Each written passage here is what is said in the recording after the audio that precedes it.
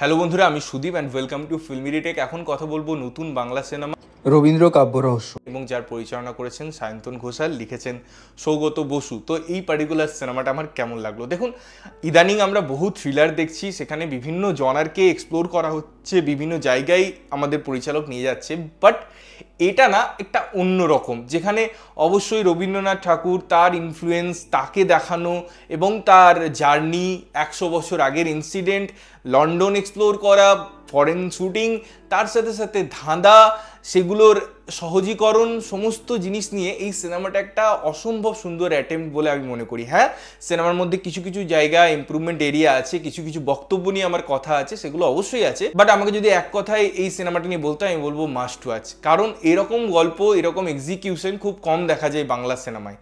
তো প্রথমে আমি সিনেমার যদি পজিটিভ দিক নিয়ে কথা বলি, তো সেটা বলবো সায়ন্তনদা এবং সৌগতদার কেমিস্ট্রি। সৌগতদা যেভাবে গল্পটা লিখেছে সেটা ইটসেলফ একটা চ্যালেঞ্জিং স্টোরি, তার মধ্যে লেয়ার আছে, তার মধ্যে যে এক্সিকিউশন করার জায়গাগুলো আছে সেগুলো টাফ, তো সেগুলো অ্যাচিভ করে না আমার মনে হয় যে কোনো ডিরেক্টরের পক্ষে একটা চ্যালেঞ্জিং, কিন্তু সেটা সায়ন্তনদা খুব ইজিলি করতে পারে।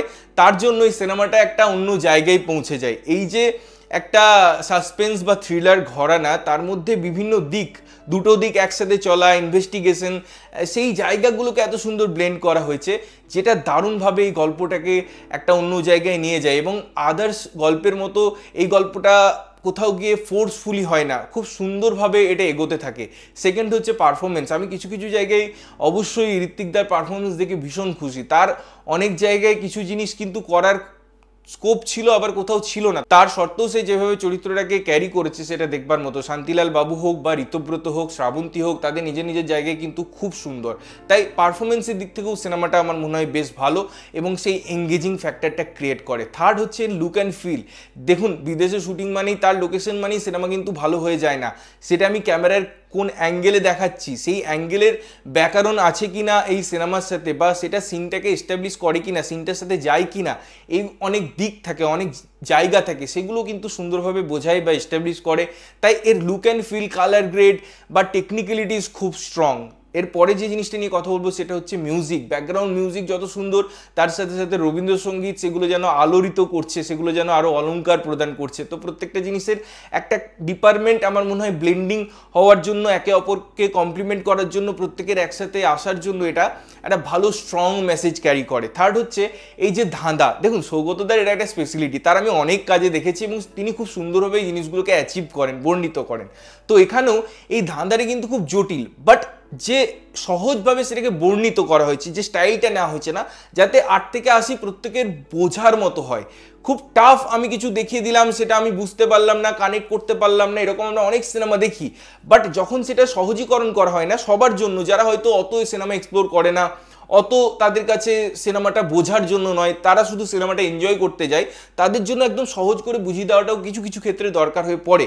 তো সেই জিনিসটা কিন্তু এই সিনেমা করছে, এই ধাঁধার জায়গাটা করছে, এবং এটা আলাদা একটা আমার মনে হয় এলিমেন্ট প্রদান করছে এই পুরো সিনেমা। তাই সিনেমার সমস্ত ডিপার্টমেন্ট আমার মনে হয় খুব ভালোভাবে আসে। তবে হ্যাঁ, সিনেমায় কিছু ওয়ার্ডিংস আছে, কিছু জায়গা আছে যেগুলো হয়তো মেকার্সরা তাদের দৃষ্টিকোণ থেকে তাদের অভিব্যক্তি প্রকাশ করতে চেয়েছে, বাট কিছু জায়গায় সেগুলো হয়তো মনে হবে যে না, এটা সবার জন্য বলা ঠিক হয়নি। এটা পার্সোনাল ওপিনিয়ন, সেটা অন্যভাবেও বলা যেতে পারতো। ওভারঅল সবার উপর চাপিয়ে দেওয়া কোনো একটা জিনিস, এটা কোথাও কোথাও গিয়ে আমার ফিল হয়েছে, যেটা আমার মনে হয়েছে না করা গেলেও পারতো। আদারওয়াইজ সিনেমাটা কিন্তু আপনাকে এন্টারটেনমেন্ট দেবে, সিনেমাটা আপনাকে সেই জায়গায় নিয়ে যাবে, এবং অবশ্যই একবার দেখলে পরে আপনার ভালো লাগবে, কারণ এই সিনেমাগুলো থিয়েটারে এক্সপিরিয়েন্স করার মতো। তাই অবশ্যই থিয়েটারে যান এবং সিনেমাটা দেখুন এবং দেখে এসে জানান যে কেমন লাগলো। ততক্ষণের জন্য ভালো থাকবেন, সুস্থ থাকবেন এবং সবসময় ভালো জিনিস দেখবেন। চ্যানেলটা যদি প্রথমবার দেখছেন, লাইক, কমেন্ট, শেয়ার করতে হবে, সাবস্ক্রাইব করতে হবে, যাতে প্রত্যেকটা নোটিফিকেশন আপনাদের কাছে পৌঁছায়। দেখা হচ্ছে অন্য কোনো ভিডিওতে, ততক্ষণের জন্য টাটা।